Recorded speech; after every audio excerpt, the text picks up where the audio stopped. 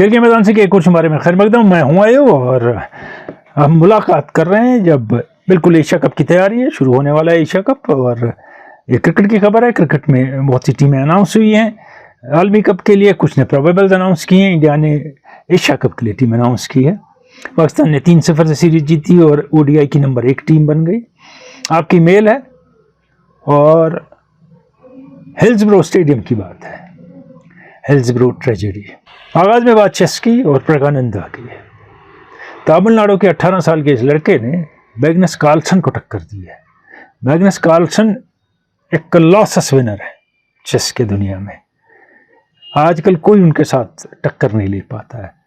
इनने बराबरी की टक्कर दी, फाइनली हार गए उनसे आलमी कप का फाइनल, लेकिन 18 साल का ये लड़का वहां पहुंचा और इवन कार्लसन ने एडमिट किया कि ये मेरे लिए सख्त चैलेंज है और ये मुस्तकबिल है आलमी चेस का। ये लड़का बहुत बड़ी अचीवमेंट है। बात कम हुई इसकी क्योंकि हमारे सिस्टम में क्रिकेट इतना ज़्यादा है कि बाकी खेलों की कम बात होती है। और मैं बारहा कह चुका हूँ, अगर आपको ग्रेटेस्ट इंडिविजुअल स्पोर्ट्समैन देखना है इंडिया का तो वो तो विश्वनाथन आनंद है। फिर अब वो बात अलग है। तो hats off to Praggnanandhaa and his mother, जो कहते हैं मेरी मेंटर है जिसने मुझे चेस सिखाया है। और इंडिया में ये वाहिद चेस यंगस्टर नहीं है जिनने माना है कि चेस उनके अंदर माँ की वजह से आया है। आनंद भी उनमें से एक है। पिछले खेल के मैदान से में बात हुई थी इंडियन टीम की और उसी दिन इंडियन टीम अनाउंस हुई। और अगर आप देखेंगे इंडियन टीम है loaded with all types of players for Asia cup. Batsman आप देख लिए, रोहित शर्मा, शुभम गिल, विराट कोहली, श्रेयस अय्यर, सूर्य कुमार यादव, तिलक वर्मा, केएल राहुल, ईशान किशन। ये प्योर बैट्समैन, ये कीपर भी ऑलराउंडर, हार्दिक पांड्या, रविंद्र जडेजा, शार्दुल ठाकुर, अक्षर पटेल। इनमें फास्ट और स्पिन बॉलर दोनों ऑलराउंडर्स में। कुलदीप यादव, जसप्रीत बुमराह, मोहम्मद शमी, मोहम्मद सिराज, प्रसिद्ध कृष्णा फास्ट बॉलर्स। और ट्रेवलिंग सब्स्टिट्यूट या स्टैंड बाय संजू सैमसन। इसमें 3 खिलाड़ियों की वापसी हुई है टीम में। बुमराह आ चुके हैं, आयरलैंड के साथ खेला, अच्छा खेला है। उसके बाद 2 और खिलाड़ी जो इंजरी से आए हैं, श्रेयस अय्यर और केएल राहुल। दोनों बहुत अहम है इंडियन बैटिंग के लिए। राहुल से ये होता है कि वो कीपिंग भी कर लेते हैं, लेकिन संजू सैमसन को स्टैंड बाय रख के मुझे लगता है कि अभी श्योर नहीं है राहुल खेल पाएंगे पूरे मैचेस। ईशान किशन के साथ एक और कीपर फिर भी रखा गया स्टैंड बाय, इसलिए श्रेयस अय्यर और केएल राहुल दोनों कितने मैच फिट हैं ये हम नहीं जानते, लेकिन फिट है तभी टीम में। शुरू में जो मेल ले रहे हैं इस वक्त हम, इसका ताल्लुक उस वीडियो से है जो दूसरे ओडीआई में पाकिस्तान और अफगानिस्तान के दरमियान रन आउट हुआ था बॉलर्स एंड पे, और उसके बाद बाकी मेल लेंगे। वाजिद असद हैं, you have answered all the questions that had been doing rounds on social media post Shadab's dismissal. ये कहते हैं उस वीडियो के बाद। वाजिद गुलजार बांडिया पर पूरा से कहते हैं rules are rules, you have to abide by the rules. Fault lines कहते हैं कि ये सिर्फ, ये इन्हें कमेंटेटर्स का लिखा है अपने नाम से, कि ये सिर्फ डेथ ओवर्स में ही क्यों ऐसा होता है कि लोग ऐसे आउट करते हैं। तो डेथ ओवर्स में ही क्यों बैट्समैन बाहर निकलता है 3-3 गज, पहले से क्यों नहीं निकलता है? वो इसी वक्त ज़्यादा उस पर भी प्रेशर होता है इसलिए निकलता है। और ये कहता है इससे पहले ये सारे प्लेयर जो थे ये हडल में थे, और यानी इसका मतलब है कि प्लान उन्होंने किया, अगर प्लान भी किया गलत नहीं किया। आगे ये कहते हैं कि कमेंटेटर्स ने कहा इनको आउट करने का कोई प्लान नहीं था बॉलिंग के जरिए, और ये एक इन्हें रास्ता ढूंढा। तो कमेंटेटर कौन होते हैं ये कहने वाले, अगर ये कानून है? आगे जो आप कहते हैं दिस शुड बी बैंड, कमाल की बात है। पाकिस्तान का प्लेयर बॉलर एंड पे आउट हो गया, it should be banned now. Why? यानी उसका मतलब है जब भी बॉलर दौड़ेगा, जो नॉन स्ट्राइकर है वो 5-6 गज आगे पहले ही रहेगा, मजे में रन ले लेंगे जब भी मर्जी जहां चाहें, क्योंकि बॉलर तो कुछ कर नहीं सकता है वहां से, वो निकले घूमे, उसको क्या परवाह है। It can not be band, तबाही हो जाएगी गेम की उससे। आगे हैं बाबा फरीद, ये कहते हैं हाँ रूल्स मस्ट बी फॉलोड, लेकिन आपने बात नहीं की जो शायद आपको फुल टॉस की गई थी, अंपायर ने नो बॉल नहीं दी, और आपने समझा ही नहीं मैंने क्या कहा। इस वीडियो के शुरू में मैंने कहा मैं सिर्फ रन आउट की बात कर रहा हूं, और मैंने सिर्फ रनआउट की बात की और मैंने कहा कि बाकी मैचों की बात मैं खेल के मैदान से मैं करूँगा। आगे डारू हैं, वो कहते हैं नो बॉल थी सेकंड लास्ट ओवर में, जिसको छक्का मारा वो क्यों नहीं दिया अंपायर ने, उसकी बात आज होगी। ये कुछ मेल थी उस रनआउट के हवाले से जो आपने उस वीडियो पे की थी, उसका जवाब मैंने दिया। और पहले थर्ड ओडीआई की तरफ आते हैं पाकिस्तान के और अफगानिस्तान के। पाकिस्तान ने टॉस जीत के बैटिंग की। विकेट बड़ा अनप्रिडिक्टेबल था, विकेट में बाउंस था, बैट भी रही थी बॉल, खेलना मुश्किल था। इसलिए इस मैच में जो सबसे अहम बात थी वो 110 रन की पार्टनरशिप रिजवान और बाबर आजम की थी। तब कई लोगों ने यह भी कहा, लोग कर रहे थे पोस्ट यहाँ वहाँ, ये स्लो खेल रहे हैं, इनको नहीं आता है वनडे खेलना। वो कंडीशन ऐसी ही थी कि इस विकेट पे आपको टिकना था, एक बेस बनाना था ताकि आखिरी प्लेयर फिर अटैक कर सके, और इन दोनों ने बेस बना के दिया। 110 रन की पार्टनरशिप 24 ओवर में हुई, जिसमें 60 रन बनाए 86 बॉलों में बाबर आजम ने और 67 रन बनाए 79 बॉलों में रिजवान ने। बाद में जो मैन ऑफ द मैच हो गए, क्योंकि विकेट ऐसा था इस पर टिक के रन बनाना मुश्किल था, इसीलिए। अब देखिए, जब ये बेस मिल गया टीम को, 32 ओवर में था स्कोर 113 पे 2, 18 ओवर है लेकिन 8 खिलाड़ी बाकी हैं। इस पार्टनरशिप से फायदा क्या हुआ, उन 18 ओवर में 155 रन बने, और इस विकेट के लिए जो टोटल था 268 वो बहुत ज़्यादा था, विकेट डिफिकल्ट था। वो जब फहीम अशरफ ने बॉलिंग की और जो बाउंस हमने देखा तो हमें लगा कि शायद ये अच्छी तरह बाउंस एक्सप्लॉइट नहीं किया बॉलर्स ने अफगानिस्तान के। आखिरी 9 ओवर्स में पाकिस्तान ने 77 रन बनाए, जिसमें आगा सलमान और नवाज की बैटिंग नुमाया रही, क्योंकि इनकी पार्टनरशिप जो थी 7.5 ओवर में वो 61 रन की थी। और नवाज ने 25 बॉलों में 30 और सलमान ने 31 बॉलों में 38 रन बनाए। फरीद ने 2 विकेट लिए 70 रन देके आखिर में बहुत पिटे वो। अब आप देखिए, स्पिनर्स का इधर भी थोड़ा बोलबाला रहा। रशीद खान ने और मुजीब ने मिल के 20 ओवर में 92 रन दिए और 2 विकेट लिए। तो यहाँ हैरानी ये हुई कि नबी ने सिर्फ 4 ही ओवर किए, 18 रन दिए। उनने 4 ही ओवर क्यों किए? ये अफगानिस्तान के कैप्टन से पहले भी हो चुका है। वो समझ नहीं पाते हैं कि कैसे बॉलर यूज किए जाए। एक पीरियड में जब रन तेज बनने शुरू हुए, नबी बेहतर साबित होते फास्ट बॉलर से, लेकिन नबी को 4 ही ओवर मिला है। वो जब शुरू में फहीम अशरफ ने 2 विकेट लिए, उसके बाद धीरे धीरे चांस खत्म हो गया स्कोर करने का, ये चेस करने का अफगानिस्तान का। बाद में मुजीब ने रन बनाए, क्योंकि पहले एलिमिनेबल होते सीधा, अगर अंपायर वो नहीं दे सकता तो फिर क्या देगा नवाज की बॉल पे। फिर उन्हें खूब धुआंधार 26 बॉलों में 50 बनाया और अच्छा खेला उन्हें, लेकिन टारगेट बहुत दूर था। और उस पीरियड में बाबर आजम की कैप्टनशिप समझ नहीं आई। ना बॉलर को उन्होंने कहा कि तुम ऑफ पे अपनी बॉलिंग करो, बनिस्बत के इसको यहाँ वहाँ बॉलिंग करके हासिल करने के बदले इसको आउट करो। और शाहीन शाह अफरीदी को बहुत लेट लाए इस पीरियड में, जब वो मारे जा रहे थे धुआंधार। वो आए तो ये आउट हो गए और 3-0 सीरीज जीत के पाकिस्तान दुनिया की नंबर 1 टीम बन गई ओडीआई की। अब इस सीरीज में फ़खर जमान को हमने देखा स्टार्ट लेते हैं, स्कोर नहीं कर पाते हैं। और इफ्तिखार में जो इतना इन्वेस्ट उन्होंने किया है, वो 30 रन बनाते बनाते थक जाते हैं और उनके लिए हद हो जाता है 35 का स्कोर। जबकि 50-50 है, उससे काम नहीं चलता है, T20 नहीं है। इमाम उल हक ने फिर हर इनिंग अच्छी खेली और मैन ऑफ द सीरीज हो गए। दूसरे ओडीआई में सिर्फ मज़ाहमत की अफगानिस्तान ने। ओपनिंग पार्टनरशिप 39.5 ओवर में 227 की, उनका रिकॉर्ड एक।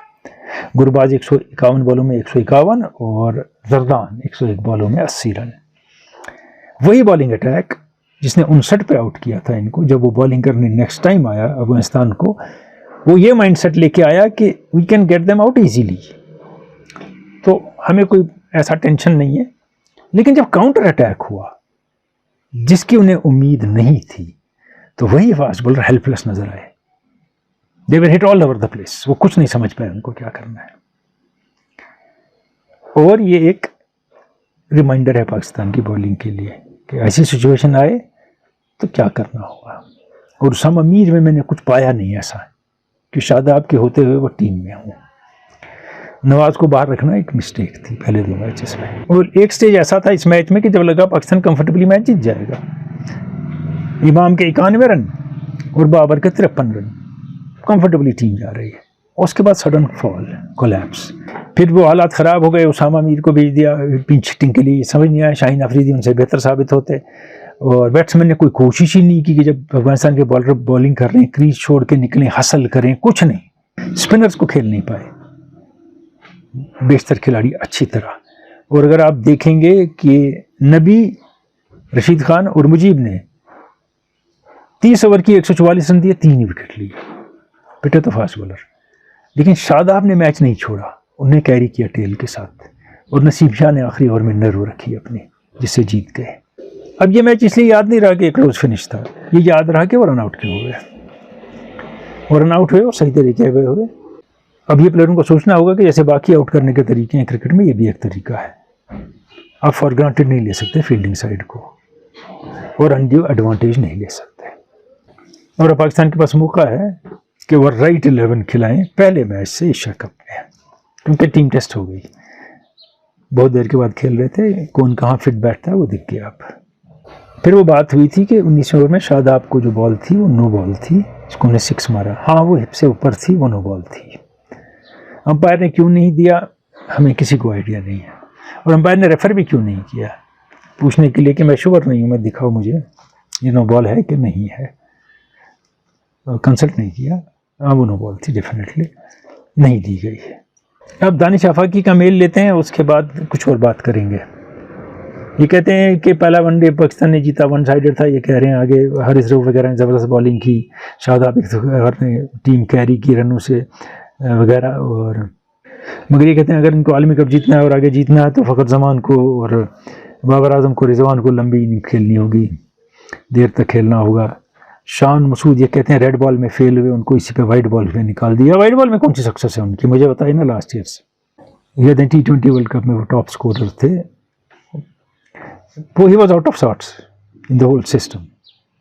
मुझे लगता है फिर अगर किसी को लाना है आपको फिर किसी वन ड्रॉप पे या कहीं, तो अब्दुल्ला शफीक बेटर अच्छा है, उनसे बेहतर है। आगे डार रूफ का मेल है, ये कहते हैं sir I always remember your words, current Pakistan team led by Babar Azam, it's about never give up never say die attitude. ये मैंने कहा है कि ये मरते मरते भी वापस आने की कोशिश करते हैं, या तैयार नहीं डाल देते हैं कि अब तो हार गए। वो T20 के फाइनल में भी देखा, 137 पे इंग्लैंड को हरा दिया था। अगर शाहीन अफरीदी जख्मी ना होते और बटलर टिक ना जाते, या स्टोक्स, बटलर तो चले गए थे, स्टोक्स ना टिक जाते, तो ये मैच जीत जाते। वो कहते हैं हारे या जीते हैं लेकिन ये बड़ी कोशिश करते हैं, और मुझे दिखता है इमरान खान की रिटायरमेंट के बाद ये वो टीम है जो आसानी से हारना नहीं मानती है। देखिए इमरान खान की टीम का मसला नहीं था हारना नहीं मानते थे, वो हार से डरते नहीं थे, वो जीतना चाहते थे। इमरान का अप्रोच था और वो बहुत अच्छा अप्रोच था। आगे कहते हैं 2019 से पाकिस्तान और अफगानिस्तान के मैचेस क्लिफ हैंगर रहे हैं, कई मैच रहे हैं, और T20 में भी हमने देखा। अभी तो पिछले दिनों सीरीज हरा दी हमने पाकिस्तान को T20, और पहले भी हमने देखा है, उसमें भी नसीम शाह ने कमाल किया था। वनडे में बड़े करीब आते हैं जीतने के। एक पीरियड में बांग्लादेश भी ये कर रहा था, फिर उसके बाद जो ये बैरियर था जब बांग्लादेश ने ब्रेक किया, फिर सबको हराना शुरू किया। ये भी करेंगे ज़्यादा खेल के।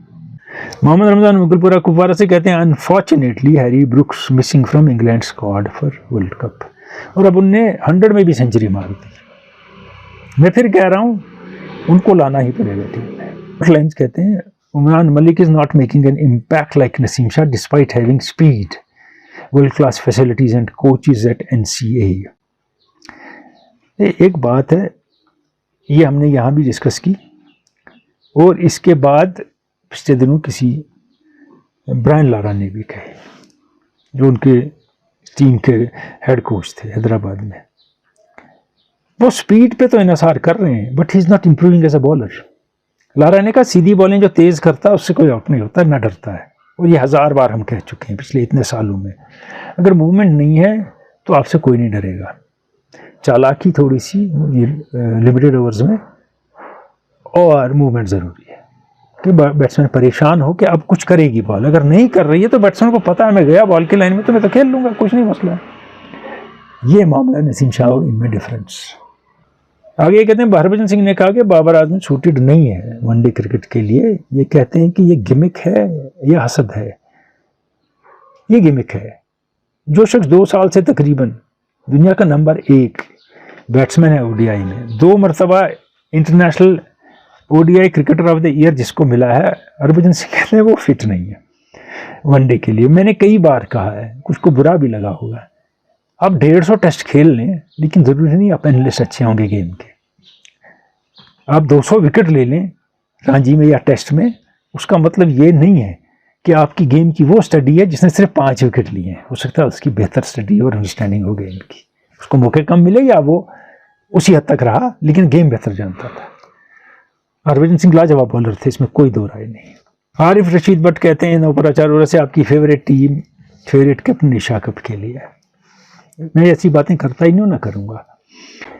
इश्तियाक मंसूर फ्रॉम बेरवा, इंडियन कमेंटेटर्स इस बार क्या पाकिस्तान जाएंगे कमेंट्री के लिए? मुझे नहीं लगता है। बांडे इश्तियाक कहते हैं this world cup will be the last world cup for Rohit Sharma and Virat Kohli, both the players will be threatening for the opposition teams, what are your opinions regarding this? दोनों they can change the game, take away the game any time, they are highly capable players. लेकिन आखिरी आलमी cup होगा ये हम समझ रहे हैं, लेकिन हो सकता है अगला T20 आलमी कप ये खेल लें, शायद 50-50 का लास्ट हो। मोहम्मद रमज़ान डार मुगलपुरा कुपवारा से कहते हैं श्रीलंका का एज है एशिया कप में, क्योंकि श्रीलंका में हो रहा कोई एज वैज नहीं है। मांडे एशिया कहते हैं वर्ल्ड कप के शेड्यूल में तब्दीलियाँ हो रही हैं, क्या मसला है, क्या कहना चाहेंगे आप? हकीकत में कुछ सेटल ही नहीं हो रहा है, कुछ सर्टनटी ही नहीं है। और यहाँ हो गया कि हैदराबाद में 2 दिन 2 मैच हैं, वो कह रहे हैं हम हैंडल ही नहीं कर पाएंगे, लेकिन अब बोर्ड कह रहे हैं हम नहीं चेंज करेंगे BCCI। अब कितनी बार चेंज करेंगे? लेकिन पहले सोच लेना था ना कि 2 दिन में 2 मैच हैंडल हो सकते हैं कि नहीं, उस सिचुएशन के लिए। ये आपकी मेल थी।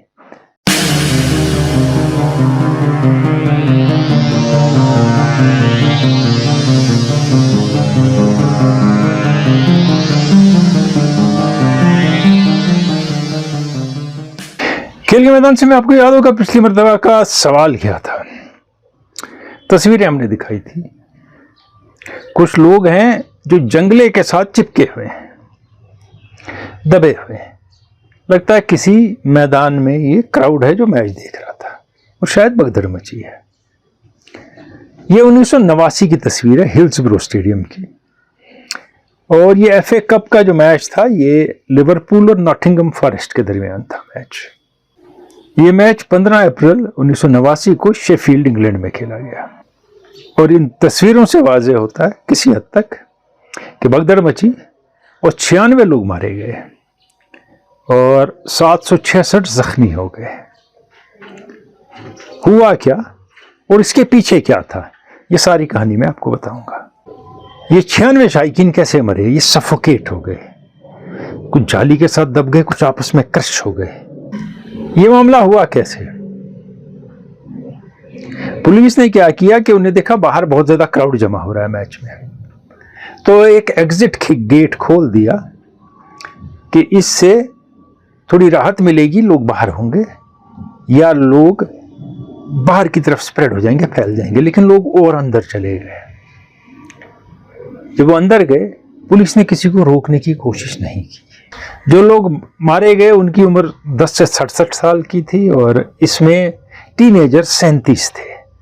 इसके बाद ये बात फैली कि लिवरपूल के फैन बड़े खतरनाक हैं, और हमें भी याद है उस जमाने में कहीं होलिगनिज्म होता था, कहते थे लिवरपूल के फैन आए होंगे, ये लिवरपूल के फैन की तरह बिहेव कर रहे हैं, ये लिवरपूल के लोग हैं जो ऐसे हैं। लिवरपूल के जो शायकीन थे और फुटबॉल फॉलोअर्स थे वो जानते थे कि ये उनकी गलती से नहीं हुआ है, लेकिन सरकार और पुलिस मानने को तैयार नहीं थी और बदनामी बढ़ती गई लिवरपूल के फैंस की।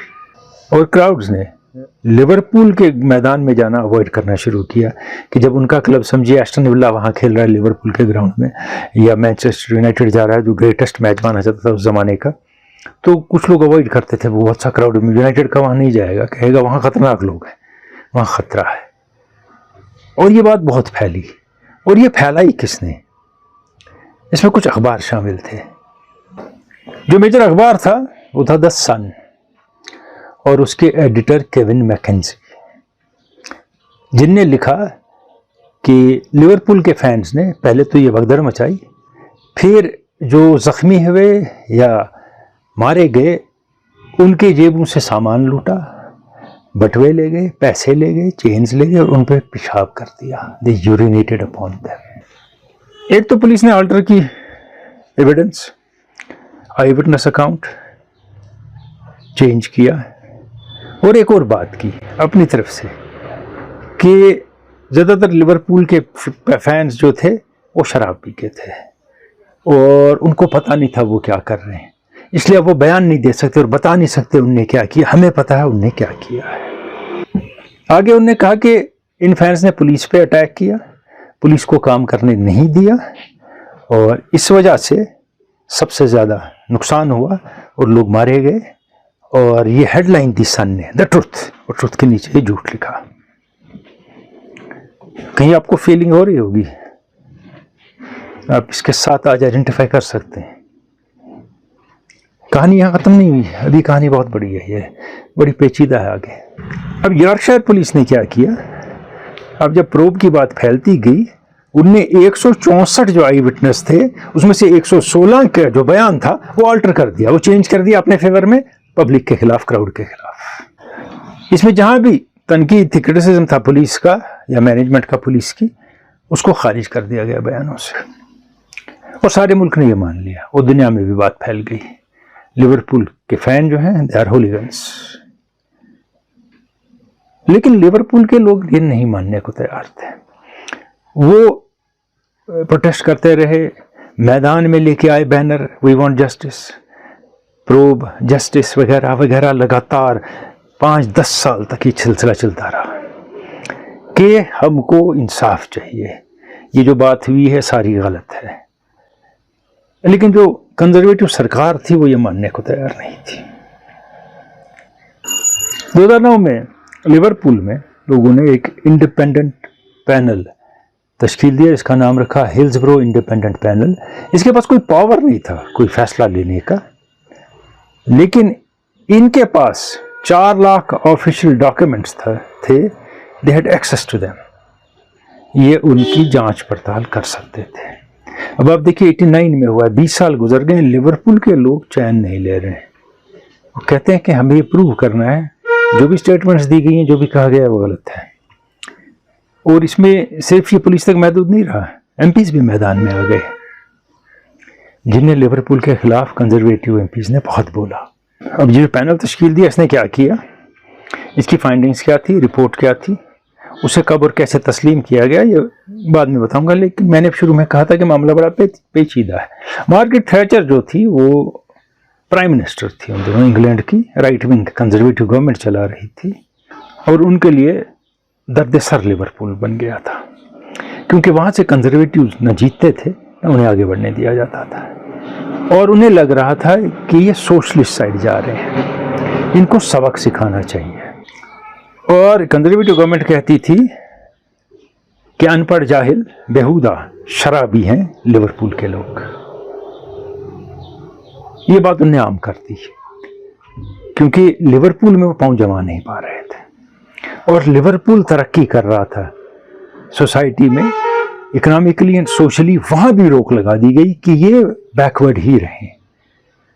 और जब ये मामला हुआ जिसमें पुलिस की गलती थी सरासर, और कंजर्वेटिव जो सरकार थी और उनके जो सियासतदान थे, उनको ये अच्छा मौका मिला कि अब पूरी तरह हम लिवरपूल को एक तो बदनाम भी करेंगे, डेसिमेट भी करेंगे, और इनकी तरफ जो काम है तरक्की के और बाकी वो भी रोकेंगे, रोड़े अटकाएंगे जब तक ये झुकेंगे नहीं।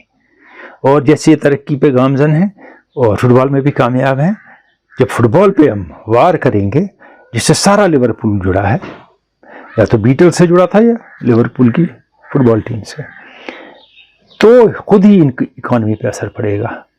तो इस मौके को कैश किया जाए, इसलिए पुलिस की सारी रिपोर्ट्स झूठ, अखबारों को जो पहले इनके सपोर्ट में थे, खरीदने की ज़रूरत नहीं थी, वो कुछ और फ़ायदे मिलते थे उनको इस्तेमाल किया गया और लिवरपूल को एक डीमन बना दिया गया। All people of Liverpool, not the team, the whole of Liverpool. अब इसमें एक सवाल उठता है कि क्या पुलिस भी इसी इशारे पे उनने वो गेट खोल दिया और कोई कोशिश नहीं की कि हालात सुधरें, और कोई कोशिश नहीं की कि फर्स्ट एड जल्दी से जल्दी विक्टिम्स तक पहुंचे, क्योंकि पीछे एक सियासी मुद्दा था इसके। लेकिन 23 साल तक सेल्फ फंडेड पैनल बना के लिवरपूल के लोगों ने एक लड़ाई लड़ी, एक जंग लड़ी। ये जंग सच को सामने लाने के लिए थी। अपने पैसे खर्च के जो 2009 में तश्कील दिया था लिवरपूल के लोगों ने पैनल, जिसने 4 लाख डॉक्यूमेंट्स देखे, आई विटनेस अकाउंट रिकॉर्ड किए, लोग उससे मिले, बहुत कुछ स्टडी किया और आई विटनेस अकाउंट में यह पता चला कि 164 में से ज़्यादातर 116 टैंपर किए थे पुलिस ने, चेंज किए थे। जहां पुलिस का जिक्र था, क्रिटिसिज्म था, वो हटाया था और कुछ और बयान दिए थे। और उनमें से बहुत से लोग जिनने पुलिस को बयान दिए थे, जो हाल हयात थे, उनने कहानी सुनाई असली। और 12 सितंबर 2012 को हिल्सब्रो इंडिपेंडेंट पैनल ने अपनी रिपोर्ट दी और रिपोर्ट की पहली बात यह थी कि लिवरपूल के क्राउड का कोई अमल दखल नहीं था इस FA कप के सेमीफाइनल मैच में, जिसमें 96 लोग मारे गए। इसमें मिसमैनेजमेंट ऑफ पुलिस और handling of the situation by the management and police was responsible. दूसरी बात, 2 साल पहले भी बात हुई थी कि सेफ्टी इश्यूज हो सकते हैं स्टेडियम में, लेकिन ना पुलिस ने उस पर कोई काम किया, ना किसी और ने, और ये इश्यूज बढ़ते गए। दूसरी बात, बेजा तरीके से गेट खोल दिया गया, सोचे समझे बगैर, ज़्यादा लोग अंदर आ गए, भगदड़ मच गई। The crowd safety was compromised at every level, ये इसका फाइनल नतीजा था। इसमें एक और फाइंडिंग ये थी कि बहुत से विक्टिम ऐसे थे जिनके बारे में मैं पढ़ के सुनाऊंगा तो आप लोगों को, फिर लोग कहते हैं आप पढ़ रहे थे, लेकिन ये पढ़ना मजबूरी है, रिपोर्ट है। द नंबर इज बेस्ड, ये जो मैं कह रहा हूँ 41 out of 96 could have been saved. The number is based on postmortem examination which found some victims may have had heart, lung or blood circulation function for some time after being removed from the crush. यानी तब तक वो जिंदा थे, वो बच सकते थे। और एक और जो रिपोर्ट की फाइंडिंग थी कि इनमें से कई एक बच सकते थे अगर उनको सही पोस्चर में, सेफ्टी पोस्चर में या रिकवरी पोस्चर में बिठाया या लिटाया जाता। उनको सर आसमान की तरफ मुँह करके लिटाया गया, जिससे उनकी ब्रीदिंग में ऑब्स्ट्रक्शन हुई और ऑर्गन फंक्शनिंग में ऑब्स्ट्रक्शन हुई, जिससे वो मर गए। 395 पेजेस की रिपोर्ट, 153 की findings, concluded that 164 witnesses and their testimonies had been altered. ये मैं पहले भी कह चुका हूं। आगे रिपोर्ट ने क्या कहा, मैं सियासत की बात कर रहा था। The report concluded that the Conservative MP of Sheffield Hallam, Irving Patrick, passed inaccurate and untrue information from the police to the press. तो झूठ फैलाया गया सिस्टमैटिकली। इस सारे मामले में जो फैक्ट सामने आ गए, उसके बावजूद भी किसी भी पॉलिटिकल पार्टी ने या पुलिस ने या डिपार्टमेंट ने माफ़ी नहीं मांगी। और 1 फरवरी 2023 को पुलिस एक्सेप्ट करती है अपनी गलतियां और माफ़ी मांगती है लोगों से। अब आप देखिए कितने साल हो गए, 22 और 11 33 साल के बाद, ऑलमोस्ट 34 ईयर्स। और पुलिस रिफॉर्म्स की बात हुई, क्राउड कंट्रोल के लिए और बाकी चीज़ों के लिए। और अब हम जाएंगे उस जानिब जो इसके बाद तब्दीलियां आई स्टेडियम के स्ट्रक्चर्स में और क्राउड हैंडलिंग में सारी दुनिया में। क्योंकि इस वक्त जो स्टडी हुई और हेल्थ डिपार्टमेंट ने भी स्टडी की, उन्हें क्रश्ड बैरियर सारे जो गिरे थे वो भी स्टडी किए, उनका वज़न, वो कितना वेट ले सकते हैं।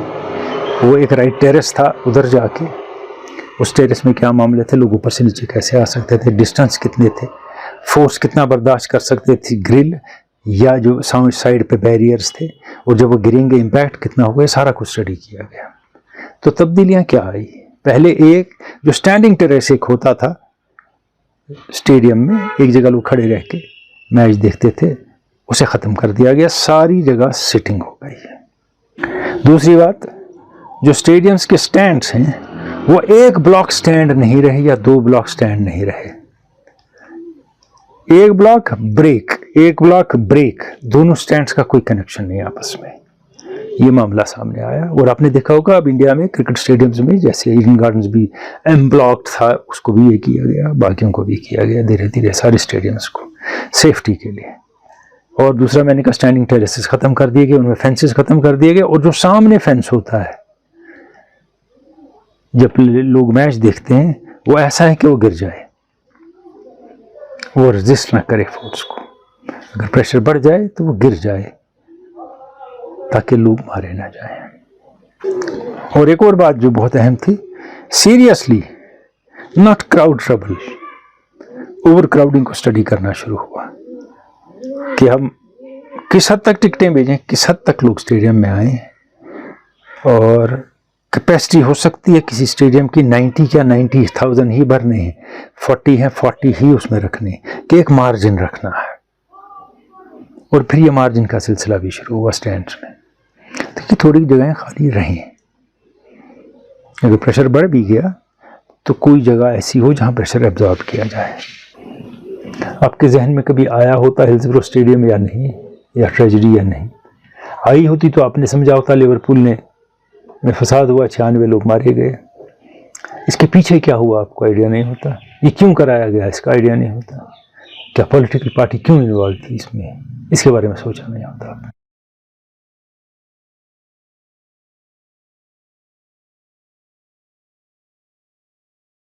तो आपने देखा स्ट्रेटजी के बैकग्राउंड में क्या था। इसलिए मैं कहता हूँ सवाल इसलिए अहम होता है, सारे जवाब दें कहीं से ढूंढ लें कि उस पर बात होती है, वो बात जो आपने पहले कभी न सुनी होती न की होती है। सही जवाब वाले सईद मंसूर तकिया खुर्राम अलुलाब, आबिद शफी मलमा पनपोरा सोपोर, इश्तियाक वानी छठी बांडी बांडीपोरा, शौकत अली आवान गुंड पुलवामा, मलिक सरफराज सोनियम पटन, मुश्ताक अहमद लोन तुर्कमांगाम शुपियन, आसिफ इकबाल लोन वागर बड़गाम, फारूक अब्दुल्ला बटेंगो अनंतनाग, वाजिद गुलजार बांडीपोरा। और डारूफ पूर्वारा चारोरा से जो आज के क्विज के विनर हैं। ये विनर क्यों हैं? आप सबने लिखा इतनी इस तारीख को हुआ, ऐसे ये मर गए लोग। लिखा क्या था, what was the story behind the episode. अब देखिए इनने वो स्टोरी लिखी है। ये लिखा है हिल्सब्रो स्टेडियम में मैच हुआ, इस तारीख को हुआ नॉटिंघम फॉरेस्ट और इनका सेमीफाइनल एफए कप का। लेकिन what was behind it? He has written that it happened because already overcrowded stadium was flooded with over extra spectators, resulting in suffocation, causing death to 97 people and injuries to hundreds. Episode के पीछे क्या था? Overcrowding. जैसे अभी आपने देखा जब मैंने बात की थी, जो लोग ज्यादा आ गए वो, so he is the one who has written it rightly. हमने बाकियों को भी सही मान लिया। So Darrouf, congratulations for being winner of KKMS quiz. और ये अब आज का क्विज आपके लिए। आपने देखा क्या लिखा है इसमें, क्या करना है आपको।